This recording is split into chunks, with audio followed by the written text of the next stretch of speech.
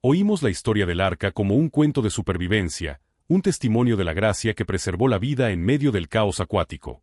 Pero rara vez nos detenemos a meditar sobre lo que el diluvio realmente representó, el mayor acto de separación de la historia, un juicio selectivo que trazó una línea indeleble entre lo que era puro y lo que estaba irremediablemente corrompido.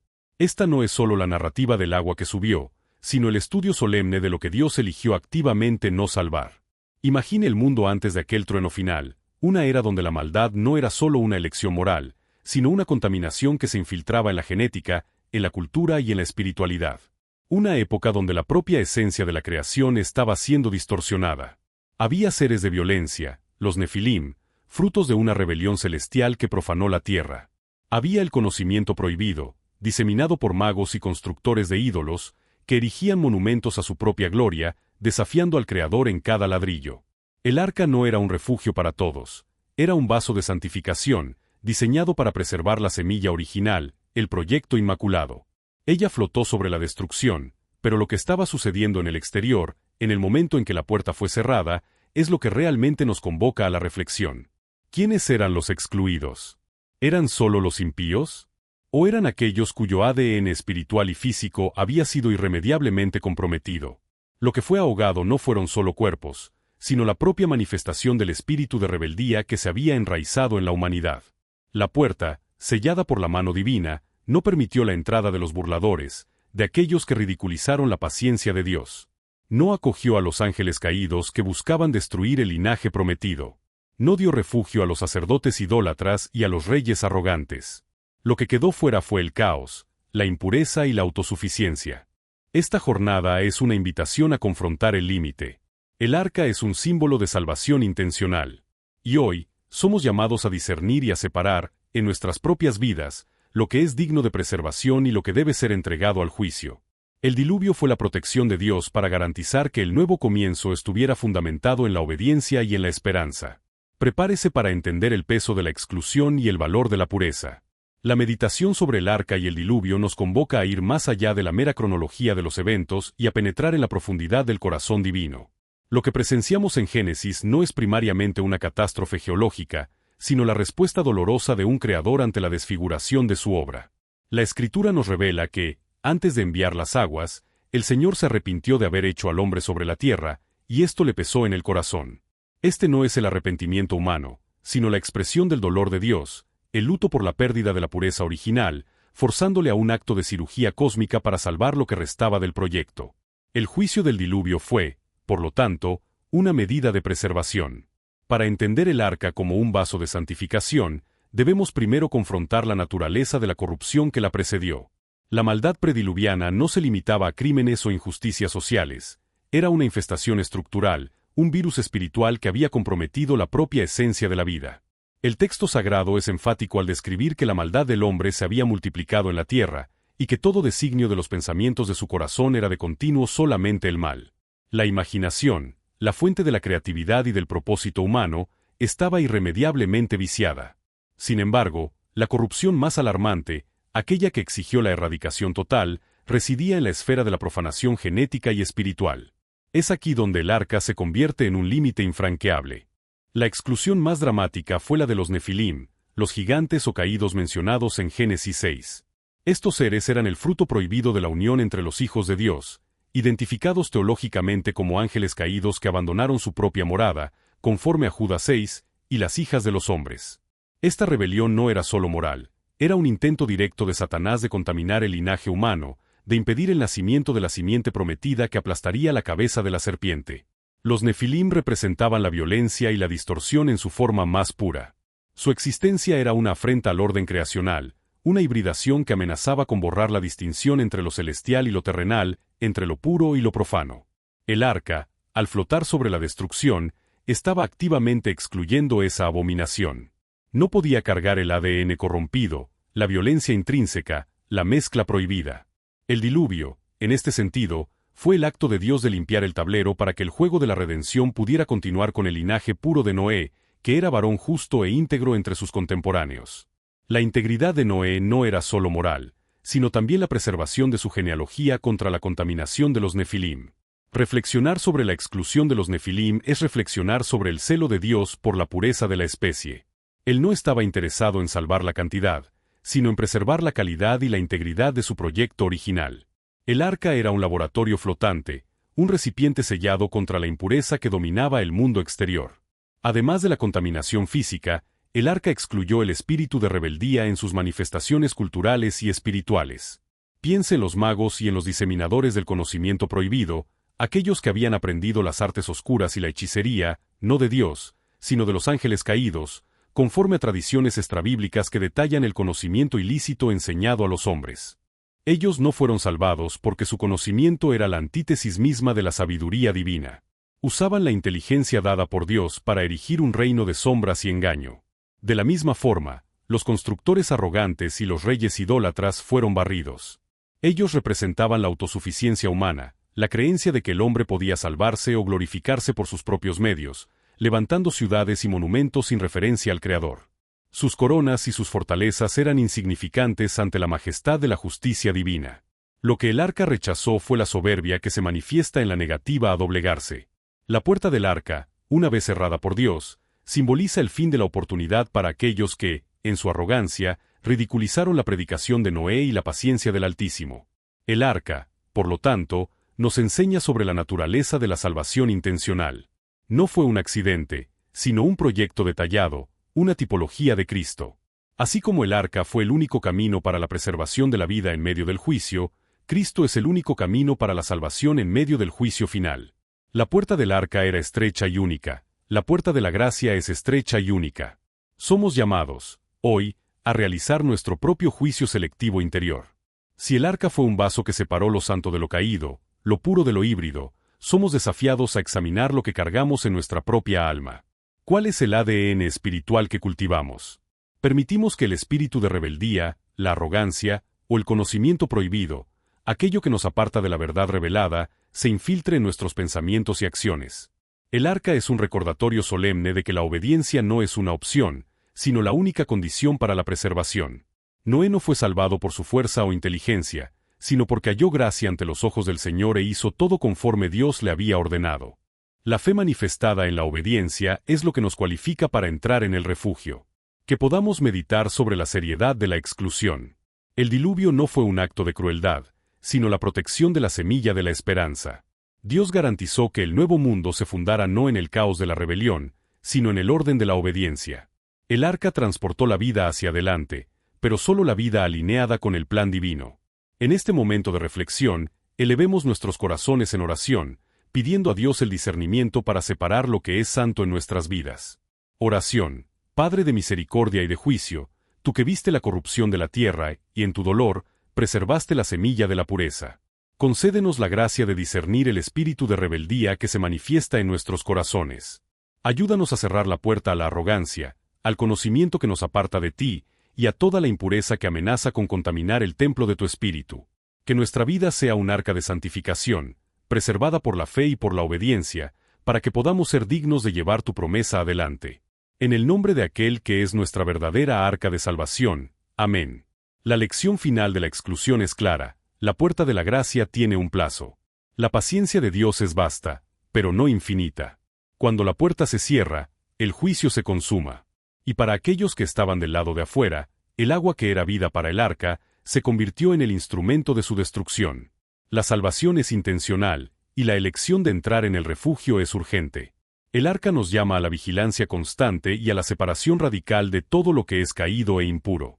El arca, una vez sellada, dejó de ser un astillero para convertirse en un santuario flotante, un microcosmos de la fe en medio del caos universal.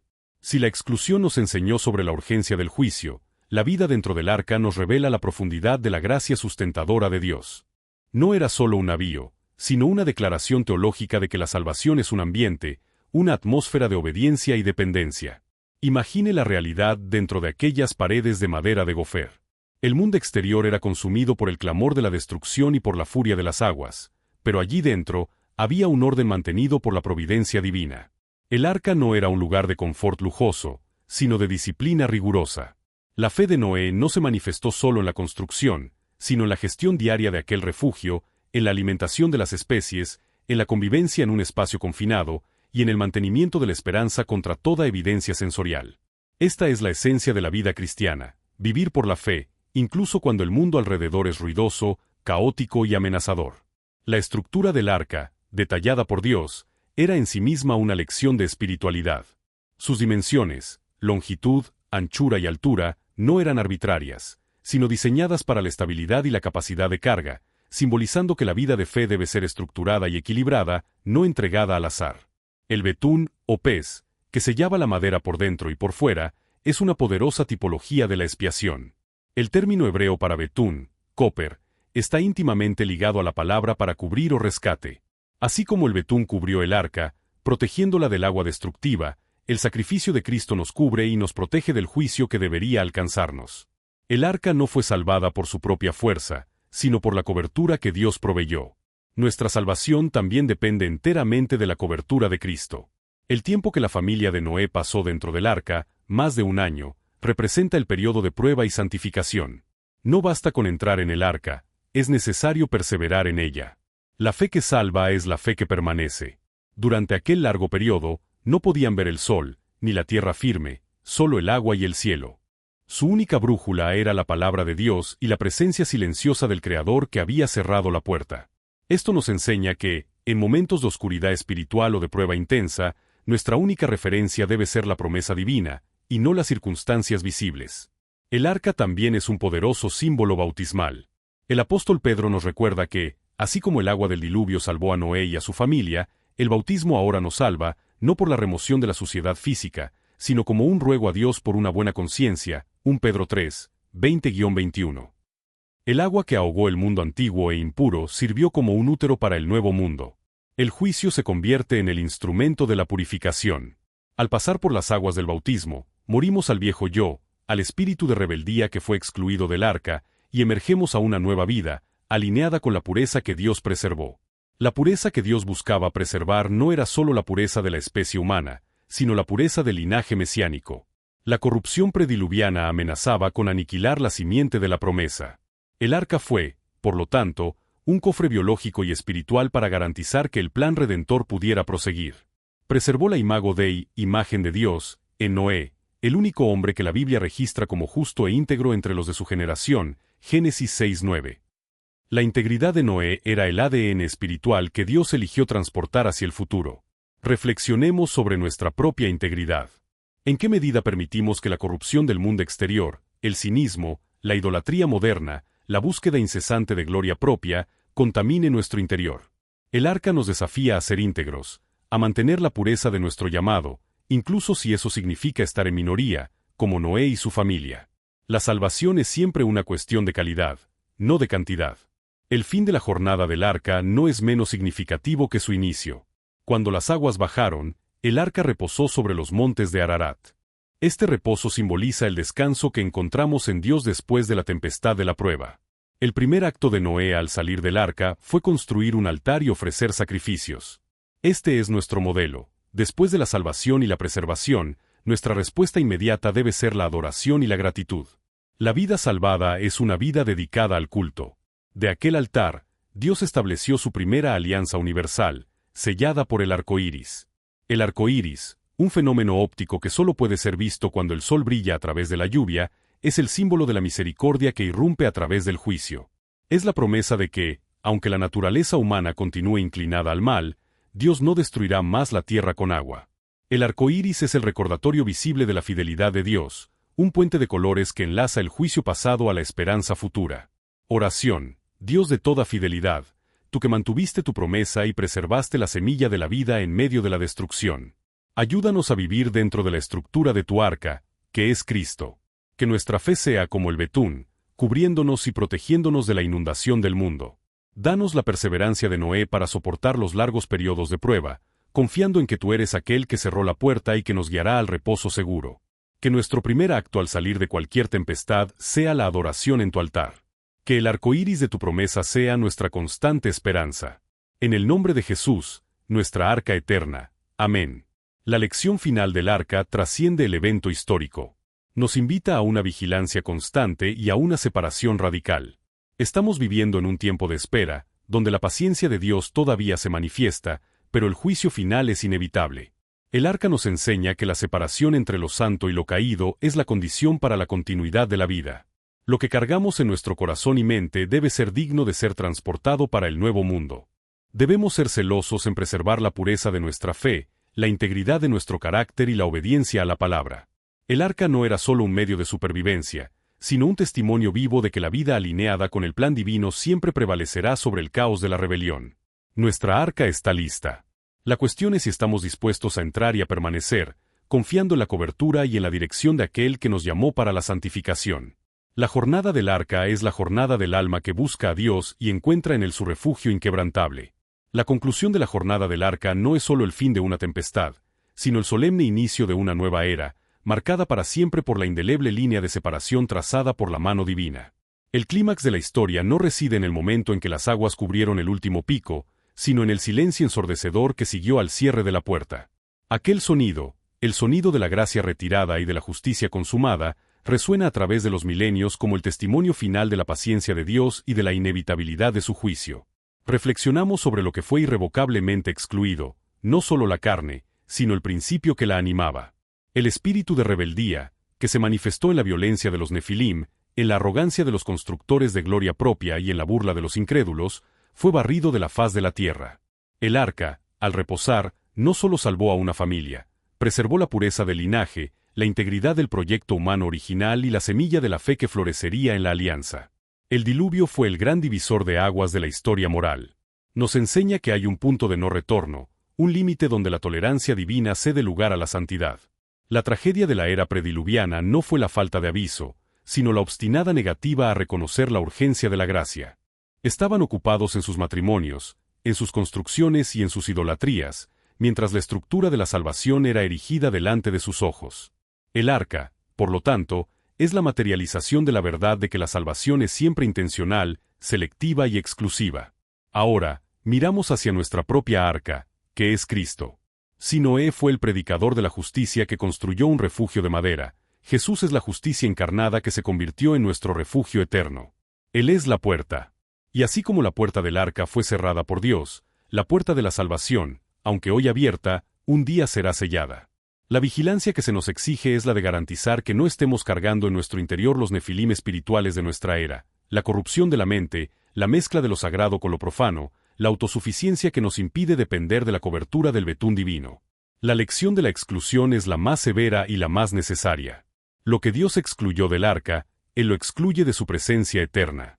Aquel que se rehúsa a someterse a su soberanía, que profana el templo del Espíritu Santo con impurezas y que ridiculiza la fe, está, por elección propia, colocándose fuera del perímetro de la salvación. El arca no era un crucero, era un sarcófago para el mundo antiguo y un útero para el nuevo. Pensemos en aquellos ángeles caídos, aprisionados en cadenas de oscuridad, que asistieron a la destrucción de la tierra que intentaron corromper. Pensemos en los magos y en los diseminadores de conocimiento prohibido, cuyas artes no pudieron detener la fuerza de las aguas. El arca demostró que todo poder que no emana de Dios es fútil y transitorio. La única fuerza que prevalece es la obediencia humilde y la fe inquebrantable. El arca reposó.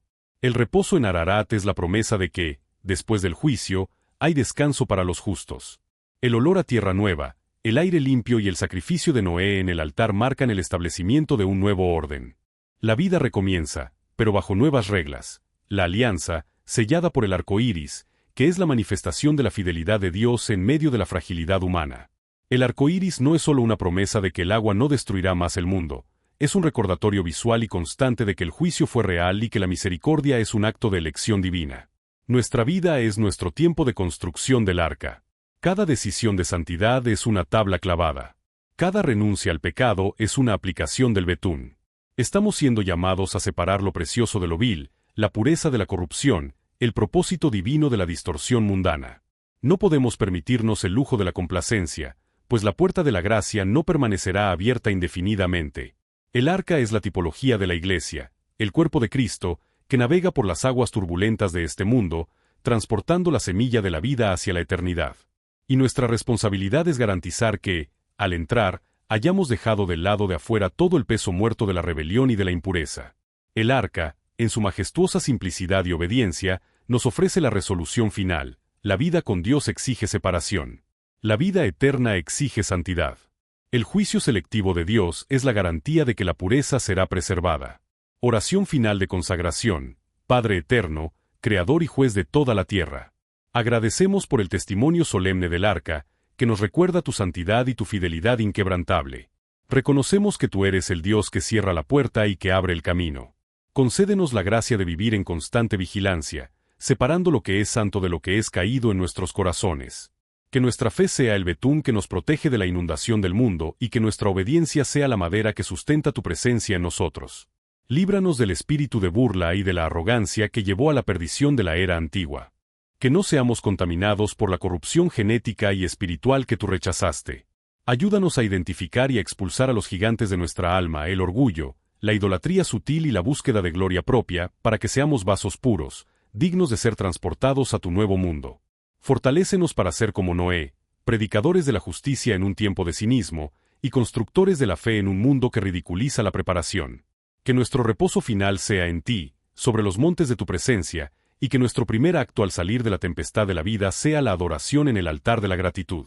Que el arco iris de tu alianza sea nuestra esperanza inquebrantable, recordándonos que, aunque el juicio es cierto, tu misericordia prevalece para aquellos que se refugian en el arca, que es Jesucristo, nuestro Señor y Salvador. Que nuestra jornada termine en la seguridad y en la pureza que tú designaste. Amén. La narrativa del arca concluye con la tierra renovada y la humanidad recomenzando bajo la sombra de la alianza. El ciclo de corrupción fue roto, pero el principio de la elección permaneció.